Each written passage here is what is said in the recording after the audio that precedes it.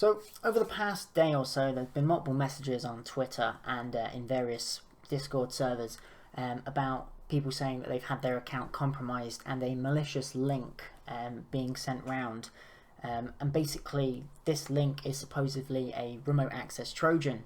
And if you click the link, it downloads a SCR file, I believe it was. And basically, running this file causes your computer to be infected with a remote access Trojan. This is what I've been led to believe from what I've been told over Twitter. Basically, I just want to sort of raise awareness, because on Twitter a lot of people have been saying to enable two-factor authentication on your Discord account. However, the way they've been saying is as if that this would have solved the situation, but in reality it wouldn't. If your computer has been infected with a remote access Trojan, it's very unlikely that having two-factor authentication would have helped you in this situation. And I just want to go through and basically just show you why this wouldn't have helped. So from there, I suppose we'll just get started. Anyway, so what I'm going to do is I'm going to create a new Discord account, brand new, with a temporary email, and we're just going to go from here and everything. I'm just going to see what happens. We're just going to call this, I don't know, test 123. The password is also just going to be test 123 exclamation mark. And we're just going to sign up and create this account. Tell them that we're not a robot. Fucking captures. Missed one. Okay. So we're just going to skip this. Okay, so we've got a brand new Discord window open here now. And to start with, I'm just going to create a new server really quickly. And once again, we're just going to call this, if I can spell, test server. There we go. We've got an invite link for test server. I'm going to type in a couple of messages. Just hi. And there we have it. So there's our Discord account all set up. Now, what I'm going to do is I'm now going to go and log into this Discord account on the actual Discord app for Windows on your computer. Well, I'm not going to do that yet. I'm going to show you that right here. So where is it? Okay, yeah, so this is a fresh install of Discord on a fresh brand new user account that I've just called test as well. It's basically to show you to open a second instance of Discord, because I've already got one open on my other monitor with my own account logged in. You need to run it as a different user, so I've just created an account called test, and this will load up, and it's gonna generate the roaming folder for it. This will begin to populate as it loads, and then once it goes and it finishes loading, you'll see that it's going to try and detect an... Oh no. Okay, yeah, it's fine. Didn't detect account. That's good. So it's fine. So you can see there's no login for this whatsoever. So what we're going to do is we're just going to log in using the account. So test 3 exclamation mark. And it's going to log us in. Okay. So we're now in. So now what I want to do is to make sure that we go into here and we go and turn on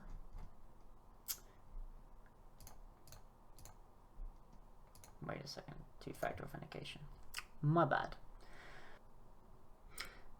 Okay, yep, so basically we're just going to open up Google Authenticator.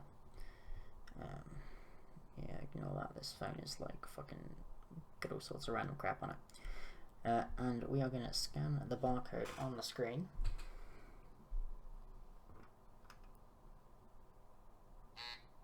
Okay, so we've now added our Discord Google Authenticator here, so that's all good. So now I'm gonna stop the screen recording on the phone, so I don't need that anymore. And we're gonna log in on here with our 6-digit code. So to activate that. Okay, so it's now activated. So we've now got two-factor authentication enabled on this account. All is good. So what I'm going to do now is I'm actually going to log out of the account. So we're now logged out, just to show us that two-factor authentication is working. There you go. Two-factor. You need to log back in. Okay, so we can't do that. Okay, so basically what we're going to do now is we're now going to log back into the account. So it's going to ask for the authentication code, which I'll type in once it's reset. There we go. So 5325. We log in. So that now gets us back into the account.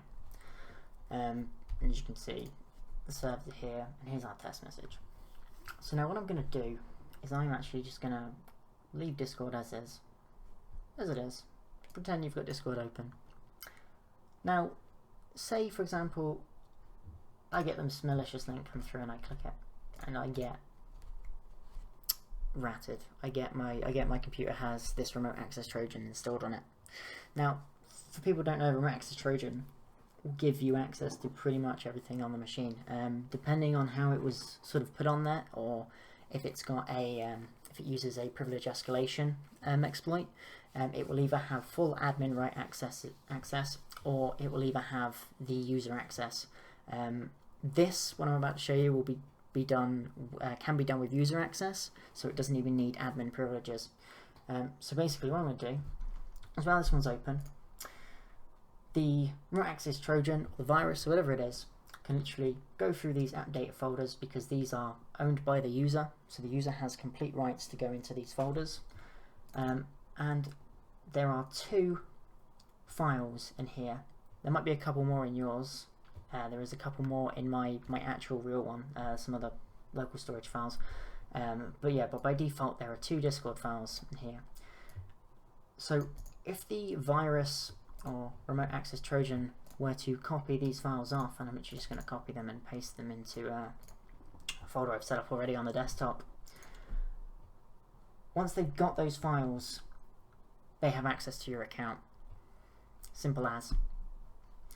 So basically, what I'm going to do now is I am going to shut Discord down. I'm going to close it down. I'm going to close it in the system tray. It's now shut in the system tray as well. And then I'm going to delete the Discord folder here.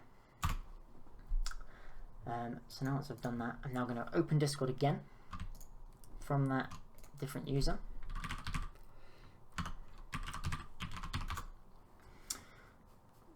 And it's going to go through and it's going to do the downloading updates again, and it's going to populate this folder as it does, like it did originally on the fresh install.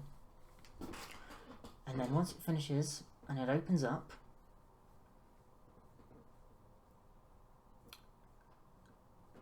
it's going to try and detect account again, but obviously you won't be able to find one. And it's going to ask me to log in. So now what I'm going to do is I'm now going to close Discord once again. So now we know it's a fresh version.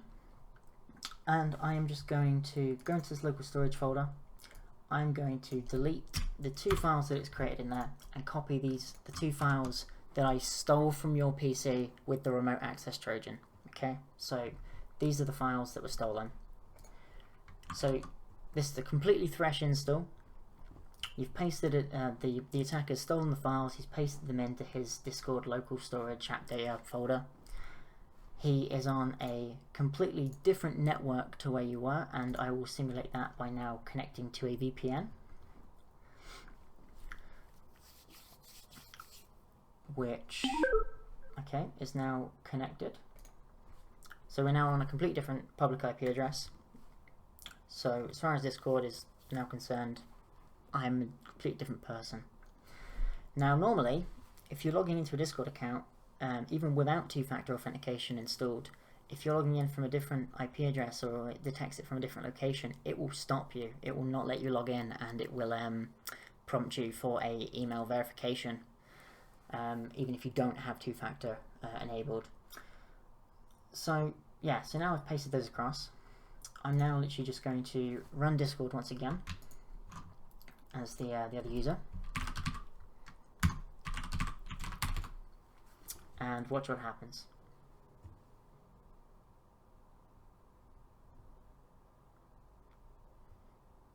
Without two-factor authentication, we are in. That's all it took. 2 files, 11 kilobytes. This can also be done a different way. Say for example, you're not running Discord in the app. You're doing it in the browser. So you've got Discord open in the browser, which is probably going to two-factor authenticate me again.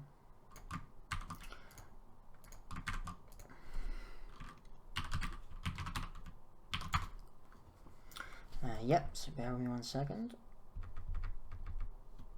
Okay, so 7250. Oh, that's a good start, isn't it? Okay. Yeah, so this can also be done in the browser. It's done slightly differently in the browser. So in the browser, basically, what you can do is you can hit F12, and this will open up a console window. And it's also expected element. Basically, it's a web development sort of debugging tool. In here, if you go onto network and then refresh the page, it will start loading in all the network things. All you need to do in here is go filter /API/v6,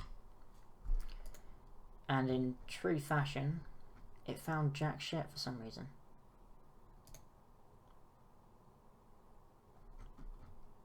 Oh, it's because I got it set to image. My bad. Okay, so yeah, so this is showing the files so it matched this string to. If I go onto applications, applications, and go to header, down here there is one here that says authorization. So I'm gonna just take this code here. So if you were logged in to the web browser version, all attacker would have to do was intercept this packet that got sent, and if they're on your machine and they've got access to the remote access Trojan, that wouldn't be overly difficult. Worst case scenario, or sorry, if they didn't know how to go through and intercept this through the packets and stuff like that, they could literally just take control of your PC and do what I just did and take that. So once they've got that, you can't do it on the Windows version. However, on Linux, there is multiple apps for using Discord through Linux, which aren't the official ones, and basically they use that authentication token to get into the basically log in. So for example, I've already got one installed on this server, so all I need to do is I need to go in here and I go into where it says token. I'm just going to paste the token in there, I'm going to save the file, and I'm going to run the Discord thing. And what it does, it goes logging in, it says what server do you want to join? I want to join test server, and I'll go into general, and there's my message. And for example, I can go hello world, and I've now sent that. Hello world. Without any two-factor authentication whatsoever. No email address, no password. I'm in.